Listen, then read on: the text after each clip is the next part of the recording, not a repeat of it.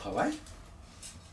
Ça s'appelle un laboratoire, c'est pour faire de la labeur, c'est pour faire le labeur, le travail. Donc on fait du théâtre chorégraphique, du travail vocal, de l'interprétation de texte, pas mal de travail critique par rapport au résultat de toutes ces choses-là. Mouvement, vocal, chant, pas chant. La cerise sur le gâteau, c'est quand même le travail du texte, ce qui est le plus complexe.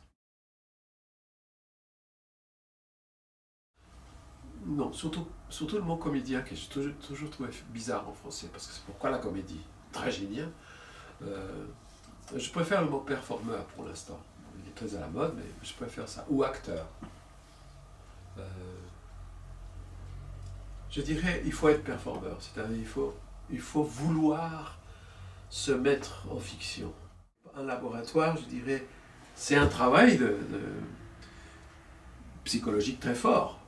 Il faut faire attention, je dirais, à la recherche trop personnelle, trop subjective, qui ne fait pas le pas à ce que j'appellerais théâtre. Donc il y a une dimension théâtrale. Pas nécessairement de comédien, comme tu dis, ou de danseur, ou de chanteur, ou d'autres spécialisations.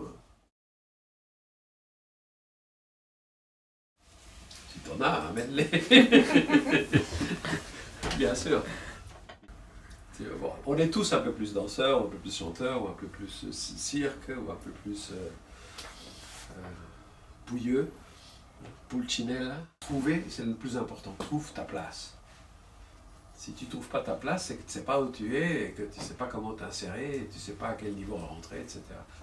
Prends ta place. Ce qui m'intéresse le plus, peut-être, c'est cette question de personnalité.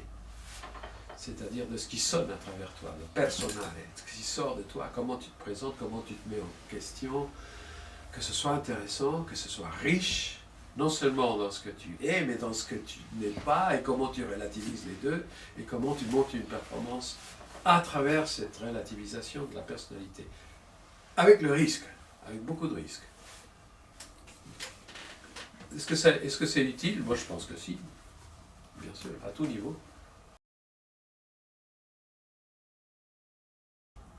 Écoute, je compare ça à jouer au piano à 3 mains, si tu veux le côté complexe.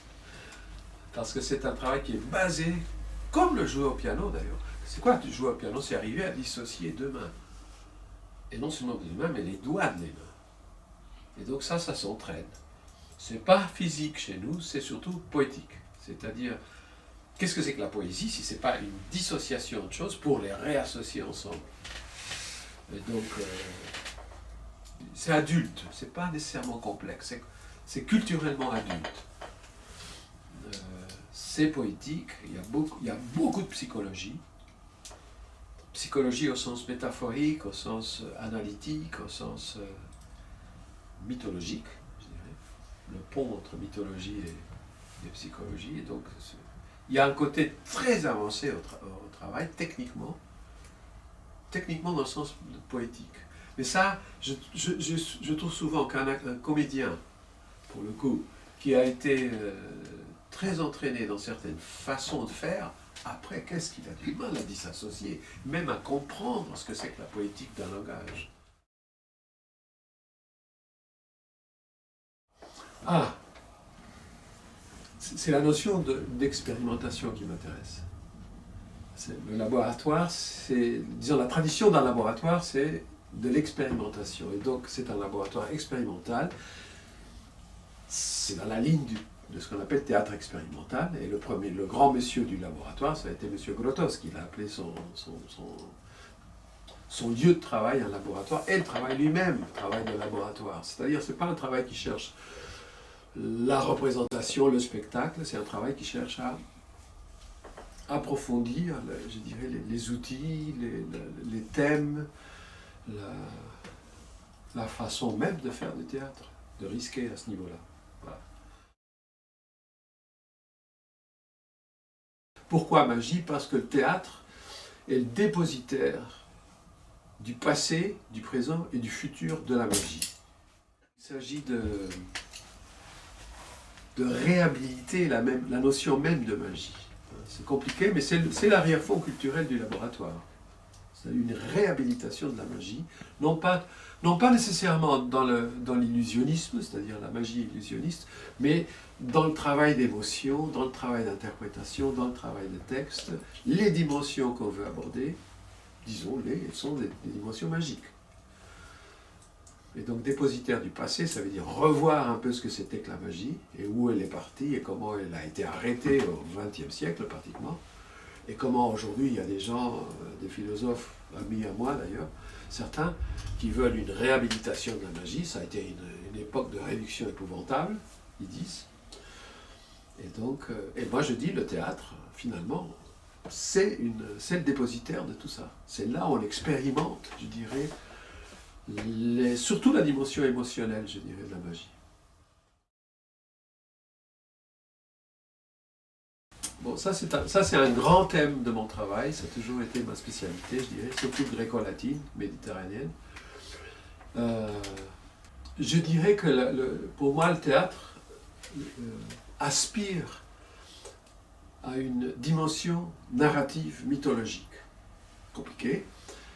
Ça veut dire que le type de théâtre qu'on fait n'est pas un théâtre d'explication sociologique ou de narration, je dirais, linéaire, mais un travail d'image aux dimensions mythologiques.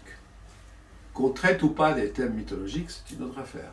Parfois on le fait, parfois on ne le fait pas. Ça n'a rien à voir parfois les thèmes ou le travail avec la magie ou avec la mythologie directement. Mais sous-jacent, c'est toujours, je dirais, la référence fondamentale, c'est le mythe. Mythos, c'est raconter. Comment on raconte, qu'est-ce que c'est que la narration?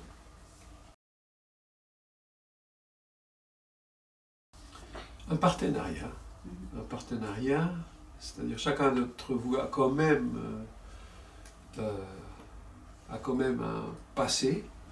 J'aimerais d'ailleurs entendre davantage pendant cette année votre background, d'où vous venez, et donc pas nécessairement qu'est-ce que vous apportez, mais pourquoi vous êtes là, qu'est-ce que vous venez chercher, avec quelle amplitude, je dirais, de perspective vous venez le faire, chacun d'une façon différente.